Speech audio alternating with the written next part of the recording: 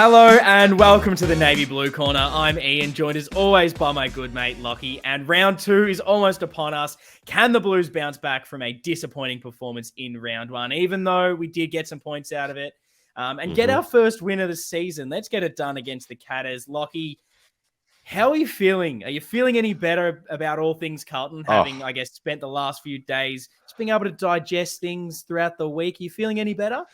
Oh, of course, mate. You know how our therapy sessions are. The amount of podcasts I've got into over the past 3 years, just miserable at the start. And then we click end recording and it's like, I feel good again. We're back. So yeah, we're back. I think so. It's half the frustration as well was just, I just want to talk about that episode, get it out of the way, push it off and just move into the next one. Well and truly ready to get positive and try to hopefully see a Carlton win this week. And we'll obviously get into the team changes very soon, but we need to discuss the game at hand first. Our clash against Geelong. Broadly speaking, Lockie, what do you want to see from this game? Broadly speaking, what I want to see. Well, we identified some pretty specific areas last week, I think, that we didn't like. So improvement there. Yeah. Some better structure coming out of defense. Some better entry going forward. And those forwards that aren't named Charles and Harry, do something. Yeah. Oh, exactly. Like we pretty much went through everything so specifically in that round one match review. So I don't want to touch over every single thing. So that's why I said broadly speaking. And for me, it's very similar. Sorry. No. You did exactly what I asked for. Don't you worry. But no, what I want to see is I just want to see something that gets me excited for the rest of the season. That was the disappointing part of round one. I didn't take anything away from that game going, oh man, this worked and that round one buzz. You've missed footy for so long. You finally get it.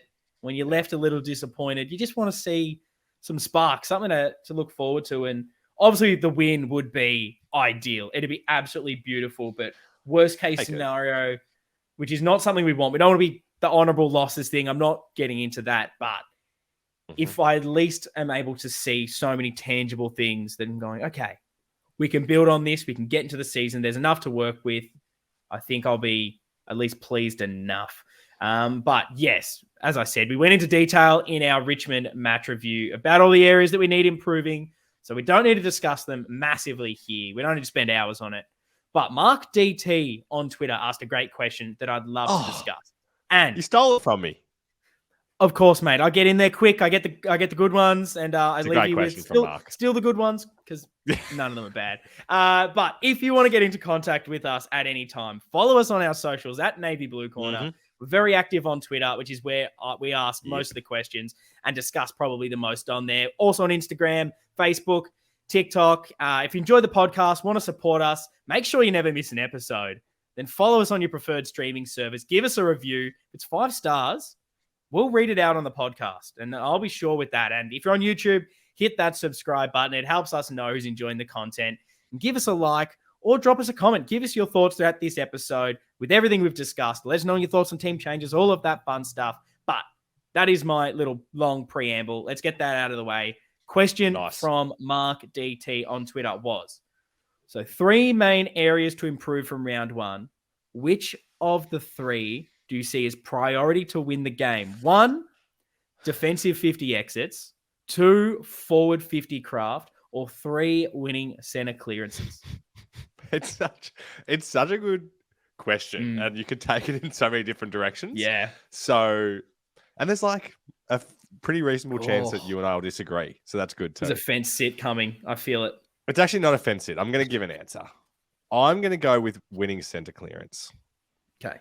Originally, when I read it, I was like, I think defensive 50 exits is going to be it because I felt like that was probably the weakest part last week. And you think about Geelong, well, they're one of the top teams. So they're at least going to be getting it in there a fair bit. Yes. So we're going to want to be able to get out of there. But therefore, I'm going to say no. I think we can help. I think we can limit the supply of them getting down there. And that's going to be from midfield dominance. And especially with Hewitt not there, it's like, if I can take us winning set of clearances right now, happily. Yeah, look, I feel like I'm very similar. I'm very similar to you, and I'll almost mate. it'll start off a bit fence city, and then don't you worry about it. But if I was able to maybe change defensive 50 exits as just like transitioning the ball I was going to say the general, same thing. that would 100% be like that. That's it. But in fairness, that's kind of everything. It's the forward 50 craft as well because you're moving it in there. Because I think that's the issue, us moving the ball efficiently anywhere around the park. But because it's just D50 exits, as far as that is definitely a big area for improvement, something we need to be doing. I kind of agree with you. If we just win it from the source to start with, win those center clearances, win the stoppage clearances, do all that, you win at the coalface, you tend to do better in the game. We know that that's our bread and butter. Get that ball moving forward. Gets it in quick to the big talls.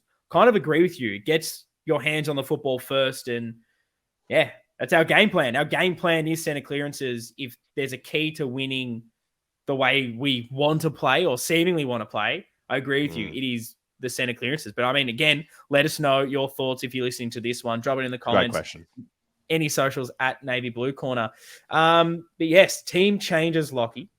Yeah.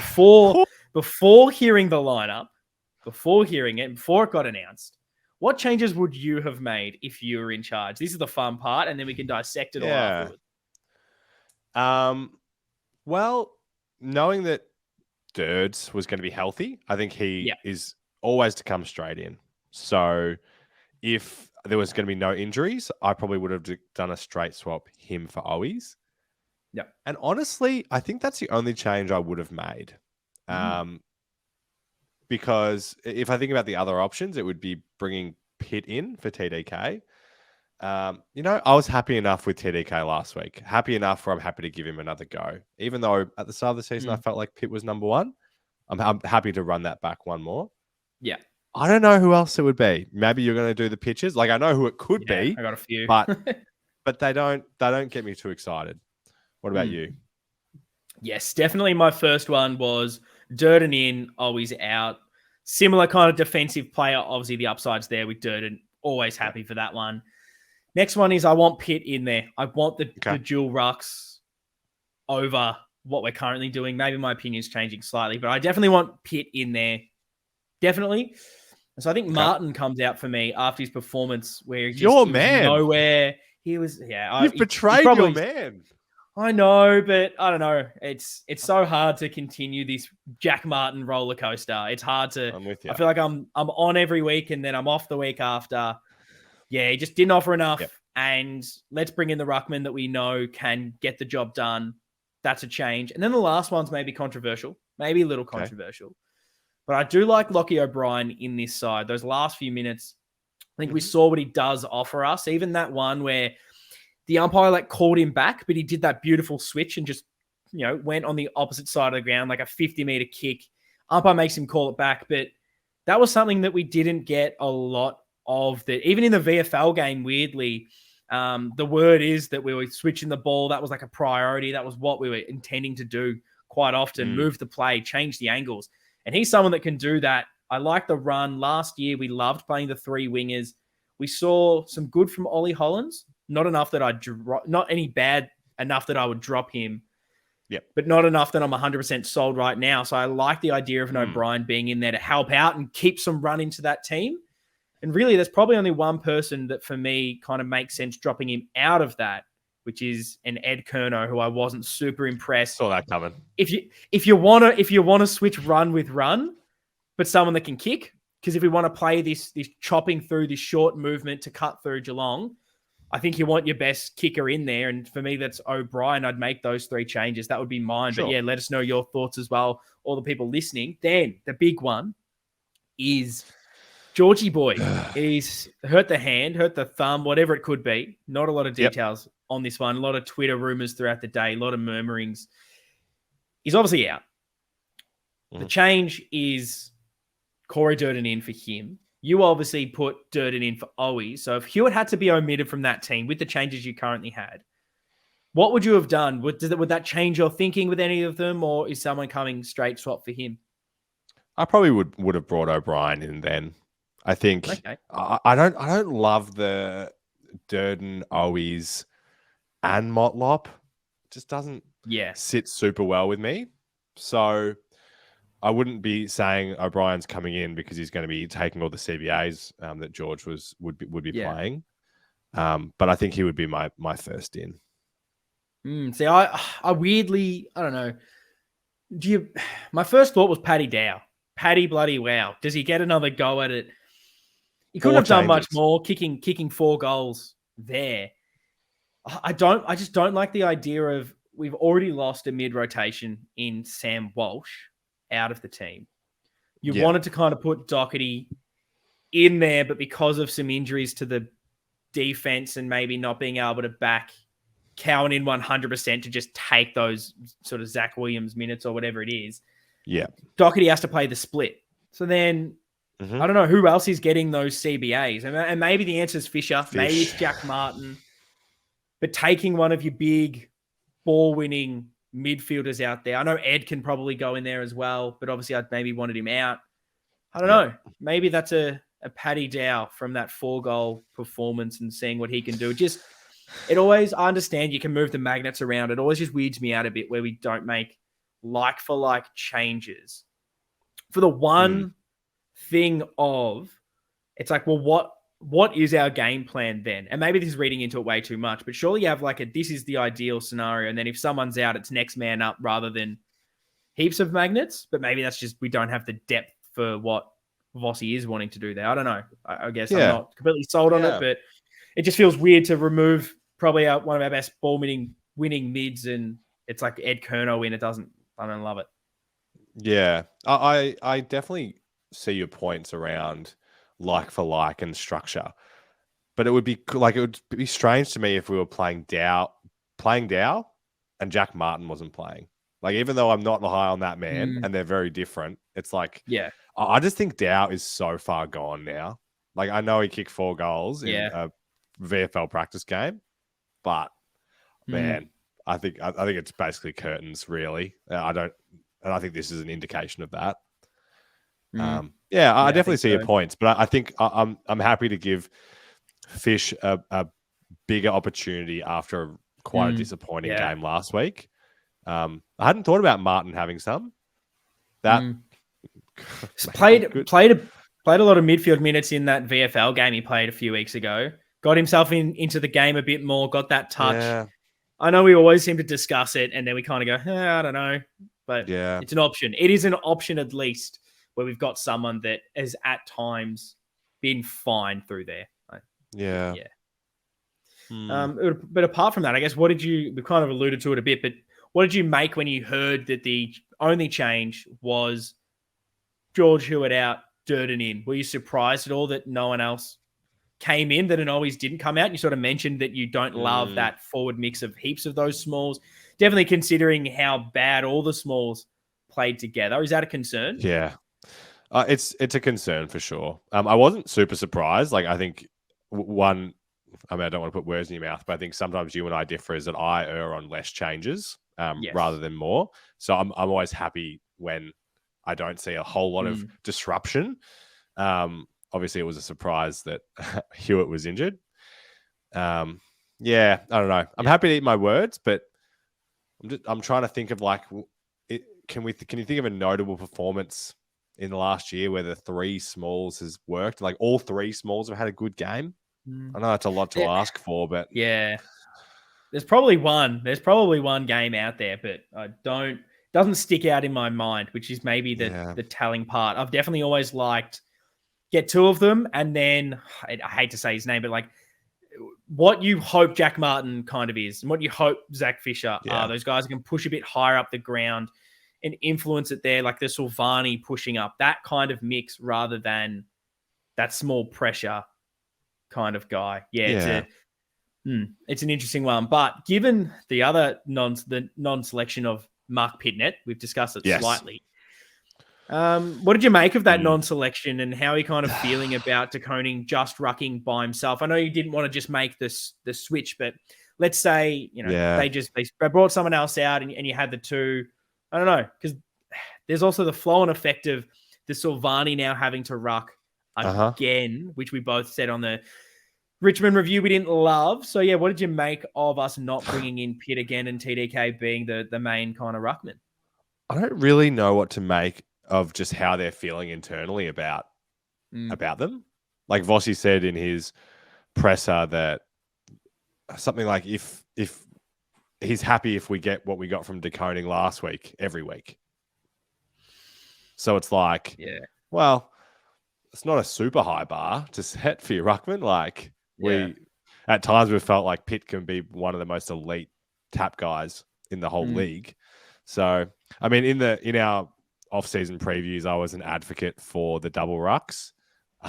So, and I'm still not crossing it out either. So if they had done that and say done your selection and dropped Martin, I'd be like, yeah, why not? Let's expose Geelong in a weak point. Yeah. I'm starting to at least. I want Pitternet in there, so I guess if they're playing TDK, I'm just warming up to the play two of them, and a few people have discussed almost playing De Koning as a bit more of a kind of like high half forward in a way, kind of pushing up, being a bit more of a leading option out. We know he's quite good at that, being a bit more of a link player. In a way, we've kind of talked about a Silvani, which I don't mind. And I guess you kind of alluded to having an extra tall down there. Tom Stewart isn't in that team. So can you kind of exploit it with a bit of height, get a bit of separation from the three? But I don't know. Having Pitternet in there seems like a must, knowing that we kind of rate him as a better ruckman. He's more physical. Midfield seems to do better when he's in there. De Koning competes hard, but he's just not there yet. And I think we see the best of De Koning when he's that second, when he's able to come in later in a game when the other ruckman has been worn down a little bit more and he uses his athleticism. This combination of a Reece Stanley is definitely better for De Koning than a Nankervis, but yes, I don't know. I think the flow-on effect of it now is, if you look at my best 22, I said, Silvani, make him the second ruck. But, man, the more I see of it, I just never want to see Silvani in the ruck again. It just feels detrimental to his performances now. He's not offering enough in the ruck. He's not offering enough anywhere else. Seems to hurt his flow in the game. He's getting battered. We need that forward connection. We need someone down there kicking goals, adding to the pressure, being that link, helping transition. Having Sauce in the ruck, that's hurting that part of our game. And I feel like the solution is the second ruckman. I'm hoping that it's maybe that Pitt's not 100%, but I don't know if he's healthy. It's concerning in my eyes. Could we see a late in? Could be some mind games? Would you like to see those mind games? Pitt in, Ed Kerno sub. I mean, honestly, as long as it's not one of our good players, like really, maybe it's a drive-by. Didn't mean to happen, but like as long as it's not Cripps, it's not one of the big stars. If we make a late change and Pitt's in, I'm not going to be too upset. Okay, let's manifest it. Yeah, but speaking of the sub, you gave me a little bit of a segue there, and that's unreal because I haven't sent you a run sheet. I am doing this blind for you. I get to see everything, which is great. I like having a bit more control. But who is the sub for you this week? The emergencies have been named, so you can't throw out anyone else in there. It has to be at the moment one of Josh Honey, Lockie O'Brien, Mark Pitternet, maybe he's the super sub ruckman, or Lockie Plowman. Who is your sub out of those guys? Yeah, I mean, I think O'Brien's just a no-brainer. Pitt would be a yucky sub. That would not make my... That's ultimate mind game. I'm not manifesting that, I tell you that much. Imagine that. Oh, I would just the scenes of this big gigantor of a man warming up on the bench, getting ready to come on, doing some sprints on the side pocket. Would be...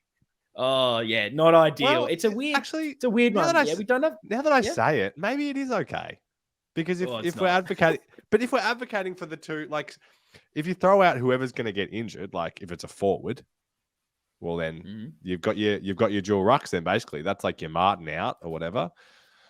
I don't know. You know what I'm saying? Like obviously he's not going to just take the position of bloody Nick Newman in the back pocket. It would mean we'd have to reshuffle, but no, look, I'm trying to talk myself into it. I don't like it. It's going to be O'Brien.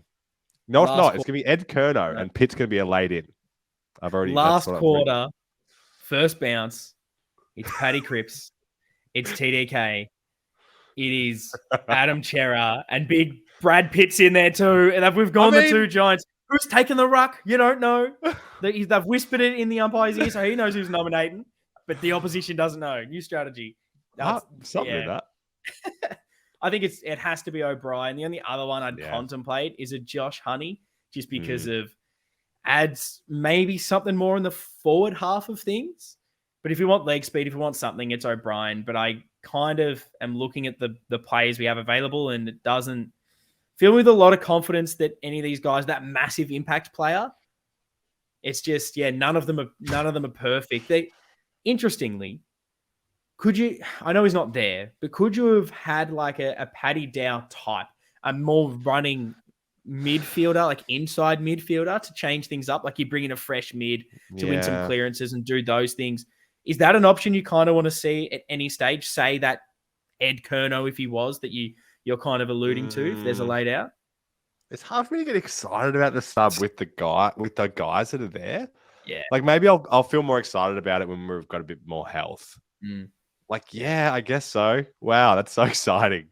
Get Paddy Dow in there for a quarter. Like, we need our super sub back. Such a hater, but we need the super sub back. Matty Cottrell, we are praying for you to come back. The greatest sub that there's ever been in the AFL. There you go. And now we don't need an injury anytime he's out there. That's the one. But look, Lockie, we've got to hear from our listeners. I want some questions. And look, I did some preamble last time I did a fan question. There's another one here, and this is, we want this match build up. We don't know what it's going to be yet. This is a new, fresh concept. Very malleable. Can do whatever we want. But the idea is we want to get you guys involved a lot into this, which is why we're asking the fan questions, and I almost kind of want to make these episodes, 90% of it is fan questions. So we're thinking about maybe even trying to go live with these, if that's possible, if we're both available on like the night teams are announced or at some stage throughout the week to discuss everything. So let us know if that is something that you're interested in. Obviously, it'll be live on YouTube, and then after the fact, it'll be on YouTube later if you're not available to listen to it live on all streaming services. So don't worry, you're not going to have to miss it at any stage. But it's just a way that we can answer your questions throughout the whole thing, interact with you, and make you feel a bit more a part of the show, which is something we always love to do. But send us a message at Navy Blue Corner, tweet at us, whatever you want, reply in the comments to this YouTube video. But yes, that is my preamble again. Lockie, hit me with some fan questions. I love it. I always love the preamble. Look, reading through these, as always, we always have such great synergy. With the listeners. So a lot of this stuff we've talked about. So I'm going to expect you to just give us some straight answers. But I'll start off with Adrian, who received his Navy Blue Corner merch over the last day or so. We love to see it. There's still a couple of larges left. navybluecorner.bigcartel.com, I believe, is it? Dang. If it's not, it'll be in the link and the show notes. Get yourself a tee. There's like 2 larges left. Come on, mate. Fit into it. Let's get it mate, done. See, now I have to say, I've drilled into you so much about the promo and all that. You're now doing it like an absolute champion, not doing it an hour and a half into the show. I'm proud of you, mate. That's growth. The abuse and the real hard lines thing, it seems to work. People don't like it these days, but maybe you need a little bit of a stern talking to every now and then. You give me a bad rap, mate. People are gonna meet me out in the wild. They're gonna be like, "Oh wow, you're so mean." Awful. I thought you were gonna be so mean, like Ian says. All right, Adrian, can we spin this draw into a positive? Can we? Whoa, wow. Well done, mate. This is staying in. We're not cutting that. They're not cutting this out. Let me just. I'm not wearing my glasses because I don't like to wear them on the pod. Can we spin this Andre Gianfania here? How many chances would you like at this one? Can we spin this draw into a positive when you consider how we've always had a terrible percentage in past years? Now it takes percentage out of the equation when gunning for finals and ladder positioning. How's that for an optimistic take? Very optimistic. Maybe I'm negative. Okay, maybe I'm dumb, actually. Maybe I'm dumb. Could you please explain to me, because I don't understand it necessarily. Everyone has been like, well, this takes the percentage out of it. Could you please explain to me how? Because I feel like I'm dumb. Yeah. No, I'm not really that sure either. I'm not going to try and do math for you right here. And this isn't me potting Adrian because I understand the idea in theory, but like if we then lose a bunch of games by heaps, then like the percentage will not factor in. It's obviously it's good at that level, but then also like I get the 2 points, but then if we're 2 points under, then we still miss out. So I don't truly understand that concept completely, but I'm also not the smartest mathematical man. I struggled with further maths. So I mean, let's. Okay. Now I kind of get now I get it more. Now I get it more than I did. I thought, I thought that was going down a different route. But it's like saying, we're basically not going to have to, our percentage won't matter because we're either going to be half win or half okay. Well, let's hope so. Maybe it is good. But I think the question there actually, the positivity, I think there is positivity for me, in just the way of like, we didn't play well. Yes. We didn't lose. We got some points. Does help us if in little bits in those percentage things, gives us a bit of a point of difference on some of the other teams. I think there is a positive to be drawn that, and maybe this is what Vossi was kind of alluding to, that I had a bit of a crack at, but we played so poorly. We didn't like really anything from that performance, but we didn't get back. We didn't lose. We were able to still be in a position to win that game with a few minutes to go. You can look at that as a positive, and maybe we need it to lead into this game. Yep. Sure. Love. I feel like we need a nickname for this man because he's getting in the question every week now.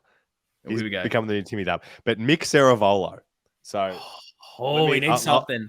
I'll read the question. You're good with the nicknames. You coined Brad Pitt. So I'm expecting a lot for you. This is a good question. This is a real Ian question, I feel. Right, last year, Geelong didn't have Tom Stewart and it didn't make a major difference.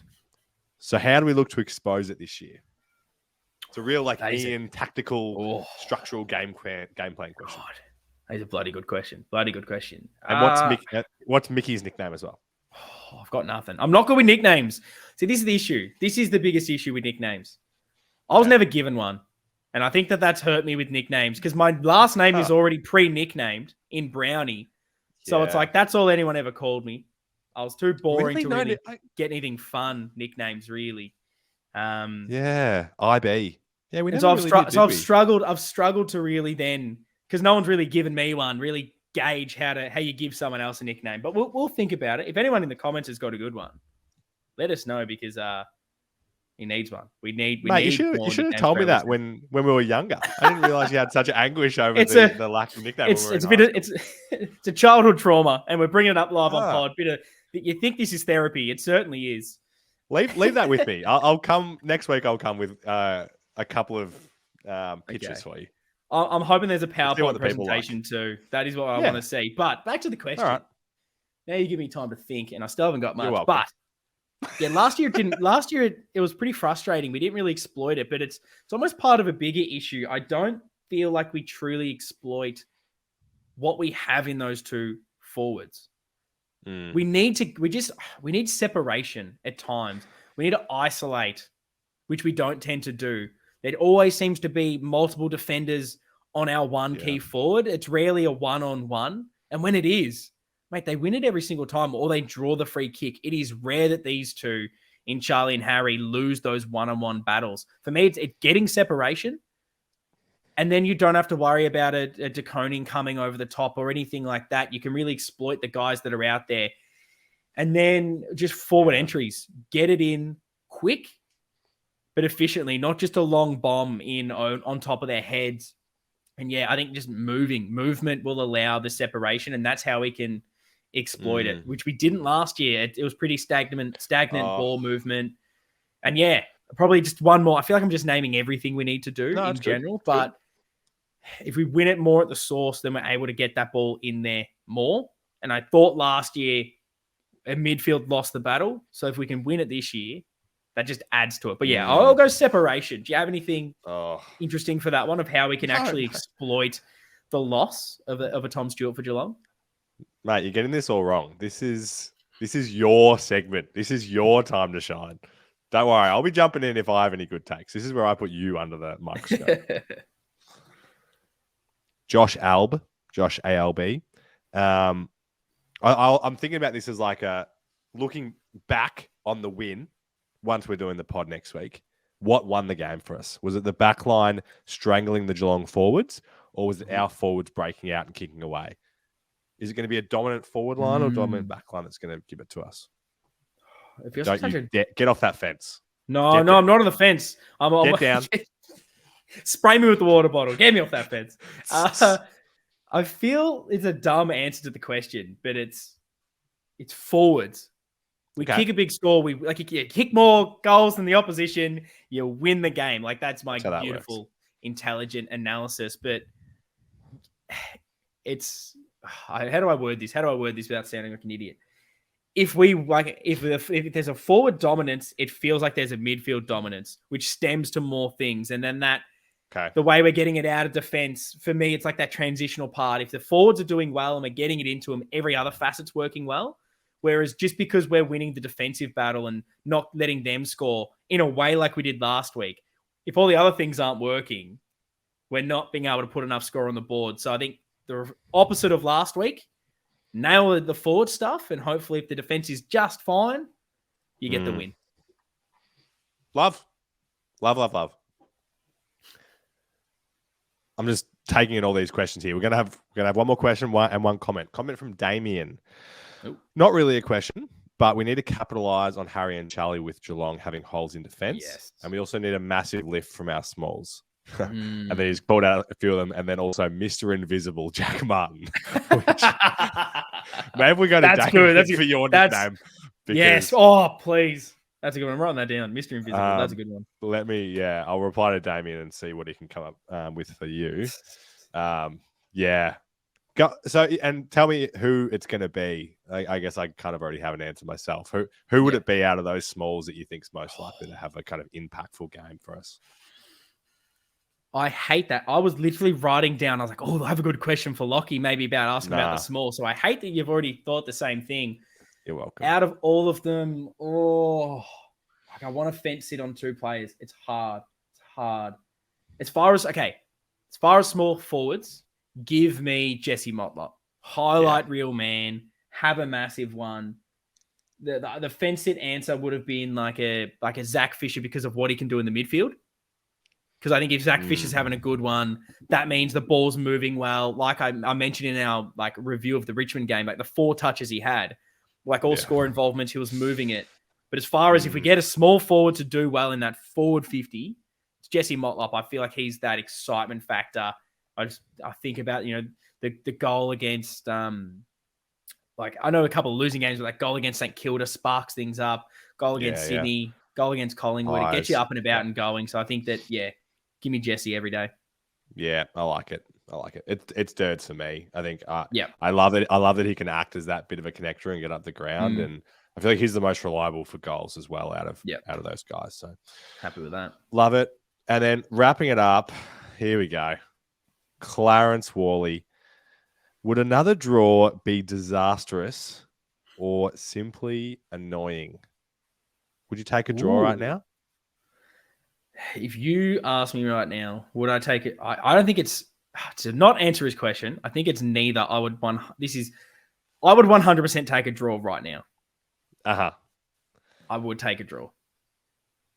Is that a bad answer? Is that me not holding the team to account, saying we need to beat these teams? But I don't know. I'm very worried I'm confident, weirdly, strangely, that we'll get the win against Geelong. But if I could just bank 2 points now and say we've won technically one out of the 2 first That's what I was going to say. I'd love that. But I don't know. If you look at it the way of if we've bottled another victory and it's become a draw. Oh, yeah. Okay. I'll flip reverse it and then I'll answer it for you. Go ahead. If it's a draw, if it's a... Fuck, I can't even remember what I was trying to ask you. This is no good. But if it is... I've lost the plot. Mate. But if it's a draw, but we've absolutely bottled it, would you be okay with that? I don't think. That's actually a really good question because I also would probably just take a draw right now. Because I agree with your logic. We would have taken one. We would have taken 4 points from these 2 games at the start of the season. I think against 2 which is acceptable top 4 teams as acceptable. Oh, another bottling though. Oh boy, I'm not sure I could take another bottling. Yeah, I reckon I'd rather see it play out than just take a bottling draw right now. Let's back them in. Reckon they can get it done. Did you watch the Pies Cats game? Yes, I did. They didn't fill me with a whole like they looked good at stages, I thought, but I was way more scared of them going into last year's game than I am this year. I don't know, especially with Stewart out. I'm not sure what the big kind of threats are, especially if we, God, touch wood, get some good weather on Thursday. I don't want it to be last year. It's not looking good. It's looking wet, I believe. Is that right? Last time I saw it. Feel free to get the weather app for me here. Yeah, go ahead. And look at that. But yeah, it's going to rain. Yeah. I kind of agree with you. Like watching it and seeing them lose makes them feel no longer like unbeatable. Like you've seen a way you can beat Geelong. So obviously it's going to take a really good effort, but it kind of makes you go, okay, if we're at our best here, let's get it done. They're not invincible. Yeah. And that kind of excites 100%. Me. Yeah, we'll get it done. 100%. Now, last question before we get on to the footy tipping, which we've got to do our live tips as well. We did them last week. It's going to be a weekly segment on this. The last question is, and it's pretty simple. What is the key or the keys to winning this game against Geelong? We've touched on multiple things, and we've kind of alluded to it in certain points. But how are you beating Geelong? Oh, I haven't prepared like a snappy response to this. I'm going to go with no passengers. Yep. You like that answer? That's good. Yeah, I do. That is a good one. No, I think I think we'll win and we'll look back and we'll go, wow, everybody contributed. Yeah. No, I asking this question now, hearing that response makes me want to hear more from people. So please, for that question in particular, drop it in the comments, tweet at us, Instagram, Facebook, the Ben Keys of the week. Yes, the Ben Keys to winning. That is it. But for me, it's fast movement of the football. Like alluding to what we just said about Collingwood and how they ran over Geelong. We know that they're not the fastest team. We know we need to get that ball into that forward line quick, exploit not having Tom Stewart there, being able to dominate in defense. If we move the ball fast, like we've seen when we're at our best, I'm getting flashbacks to that Sydney quarter where we piled on about 8 goals. I'm seeing the best of Carlton that we saw last year, those quick handball chains, quick movement, quick kicking, get the best ball users with the hands in the footy. And it is fast movement for me. Do that and you will run over Geelong. It'll feel like that game in like 2010 or whenever it was at the G, sunny day on Monday. I think it was Easter Monday. Get that done for me again, please. Chris Yarran. Can you get him out there? Oh, yeah. I loved it. Feels like yesterday. It does. Time has gone by fast, but let's go quick fire. Now I can throw you, into the hot seat. Let's go Carlton v Geelong, and I need your margin. Who are we going, Lockie? Oh, what did we say last week? We settled on 13 as the margin, didn't we? Something like that. Run that back. What are we on? 48? Blues by 13? Blues by 13? Yeah. Can you tip the draw? Is that allowed? Don't you dare put that in the universe. Actually, I've got to we didn't give him a shout out. He almost could have gone into the Hall of Fame. And if he honestly. Oh, yes. If he does it there was a couple of people. I almost need to find the tweet. There was a man as well that did predict the draw. But what's got me excited for this game is big Paul Sebastiani. Paolo, he predicted the draw. Almost got the bloody scores correct. I think he said 58-58. But there was he said 88-88. But like the goals, he had the 8 from the 58, but then the goals by each team were 8. So we've seen 8. So he had a lot going on there. He has said, and he has predicted from well and truly before the season has started that he said we wouldn't win the first week, but we'd get on and we'd beat Geelong. He was confident. So if that man can predict a big win for us and potentially even get the score right, he's getting inducted straight in. So everyone get on Carlton with whatever Paolo said was the winning margin. That's the one. I almost need to find it and backtrack. But next game, let's try and go quick fire because I'm not good with quick fire. I preamble too much. But no, Brisbane, I'm interrupting again. I'm interrupting already. Just seen a tweet from No, absolutely not. I'm looking at something more important. Mark Alvey, yes. our man, he reckons Martin laid out and Pitt will come in. And I just want to say that I said this before I saw this tweet. So we're on the same wavelength, Mark and I. Now it's gathering some steam. I'm feeling it. Pitt's going to play. If that does happen, that is absolutely huge. Yes, sorry, I found it. The man that needs a shout out for also predicting a draw, which was insane. At 4:51 p.m. that day, he predicted it. It is, I'm going to butcher the last name, so apologies. Send me a video on how to pronounce it. I'm no good with him. But it was Luke Pescari. I believe that is how you pronounce that one. Big Pasca, Big Luke. Well done. That was unbelievable. But yes, Brisbane v Melbourne at the Gabba. Yeah. I'm surprised that Brisbane are underdogs. I want to back them in at home. Bounce back. Come on. You're embarrassed. Yeah. Look, they always seem to win up there at the Gabba, so I'm happy to go for that. 0-2 would not be good for my bit of a flutter I have on them for winning the flag if the Baggers don't get up. Next one, Collingwood v Port and the Horn Francis. The Koshy Cup. Yep, I'm going to go. Go the Stripes, I think. Yeah, unfortunately. Pies going to win the flag, mate. Don't know if you heard. Yuck. Adelaide v Richmond. What do you reckon? I don't like either. I'd back the draw in for that one if I could. You need to get a take if you're saying draw for every game. Every game, and then afterwards, he's a genius. Yeah, I think I'm going Richmond. Yeah. Doggy Saints.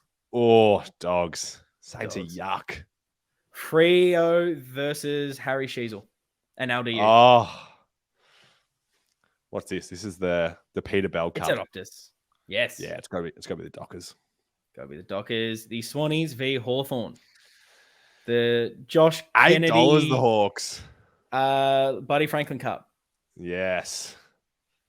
Gee, how good would that be? Hawks winning this somehow. No, Errol Goulden, 160 Supercoach. Please. Essendon v Gold Coast. Oh, it's the 2-meter Peter Championship. He's not out there to play. Disappointing. Should we swerve? Is this our upset? They're so cocky after beating Hawthorn. But Gold Coast were not. I know. Good. Your man Flanders. I'm feeling saucy. Let's back in the Coasters. Let's get it done. West Coast and GWS to wrap things up. Who has played for these? This is just about the winner of this, you know. I know. It doesn't finish on the bottom for you, I think. Have you got a... Well, mate, the Giants are probably going to be 2-0. Yeah. So I'm probably going to say them. Yeah, too easy. We've submitted our tips. That is it. Lock those in, locked and loaded. But look, that is it for our round 2 Geelong match build-up show. Let's hope the Baggers show a lot more than they did last week and come home with the chocolates. I'm keen to talk about a win next week, but that's it. Go Blues. See you guys next time.